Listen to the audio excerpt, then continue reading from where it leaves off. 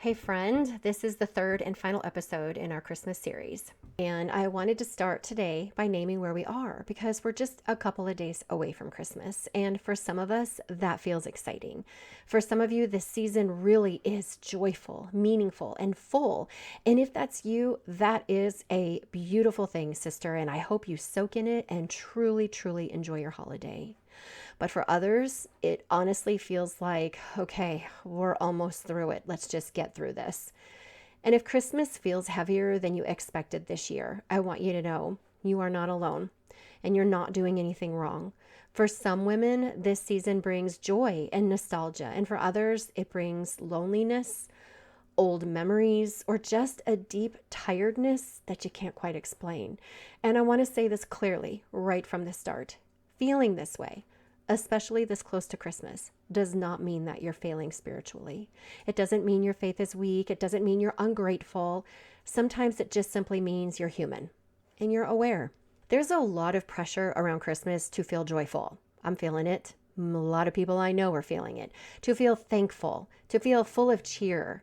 And often that pressure shows up in expectations to decorate the house just right, to make those cookies, to send the perfect Christmas card, to buy the perfect gift, to show up everywhere with a smile and a good attitude. And when your internal world doesn't match the music, doesn't match the photos or the expectations, it can create this quiet shame that says, what's wrong with me? And here's the truth that we often forget to tell ourselves. If you think about it, Jesus didn't enter a perfect, peaceful, put together world. He entered a broken one, a world full of tension, uncertainty, grief, and unmet expectations. Can you imagine what kind of Christmas card that would be instead of the manger? If you do this, please send it to me. I'd like to see what that looks like. But even in this brokenness, even in this world full of tension and uncertainty and grief, he chose to come anyway.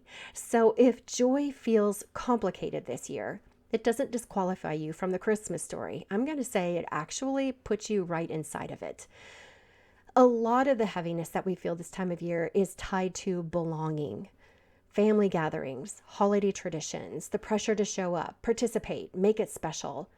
We have relationships, roles that we fall back into, old dynamics that resurface without our permission. And we start measuring ourselves by questions like, do I fit here? Am I wanted? Am I too much or am I not enough? And slowly, without realizing it, our sense of worth can drift into how we are received by others. But scripture reminds us of something very grounding and very steady. Our belonging is not first to people, it's to Christ. Before you are a daughter, a mother, a caregiver, a helper, or the strong one, you belong to Jesus. Your identity was never meant to be negotiated at the holiday table. This season carries so much pressure. Pressure to make it meaningful, pressure to keep the peace, pressure to create the magic, host the gatherings, put the elf on the shelf, finish the shopping, bake the things, and hold it all together.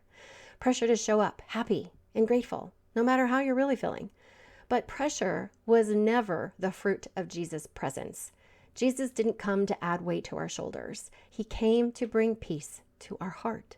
And sometimes the most Christ-centered thing that we can do during Christmas is to release the expectation that it has to look a certain way. And instead ask questions like this. How can I stay present and honest with God right where I am? This is where I want us to slow down for a minute. Because if everything else feels shaky, this is what remains true. God says that you are loved before you do anything. You are chosen before you give anything. You are seen even when you feel overlooked. Your worth is not measured by how much you do this season, how festive your home looks, how thoughtful your gifts are, and how well you keep everyone happy. Christmas reminds us of Emmanuel, God with us. Not God with us, but only when we feel joyful. Not God with us, but only when life looks peaceful. God with us, period. End, done, said, complete. Jesus is not just the reason for the season, although I do like that sentence. He is the source of our hope and the anchor of our identity. So I want to offer a few gentle questions. No pressure to fix anything, just something to help you become more aware, something to help grab hold of and think about what's going on? What emotions are asking you to be acknowledged instead of pushed away? Where might you be looking for comfort or identity that simply can't fully hold you? And what would it look like to let Jesus meet you, not at your best, but right where you are today? This kind of awareness is actually why I think a January reset, if you want to call it, can matter so much. Not to become someone new, not to reinvent yourself, not to try harder, not to chase perfection, not to make more to-do lists, but to return to what's already true.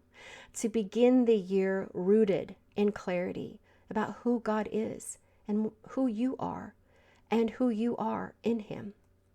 So wherever you find yourself this Christmas, I want you to know you are okay. If this season feels joyful and full, I hope and pray that you receive that joy with gratitude and rest in it.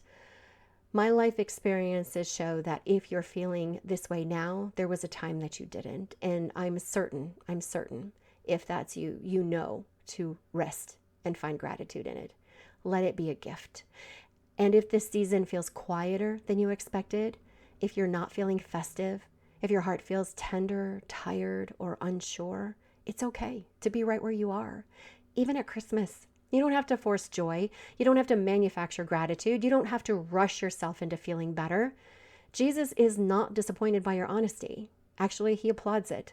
He already knows. You might as well just say it. He already knows. He's near to it. He's near to you. He's near to your heart. And whether this season feels full or feels hard, the truth remains the same. You are seen, you are loved, and you're not alone. It's okay to let this be a gentle Christmas, a real one. God is with you here. I love you, friends. Have a blessed Christmas.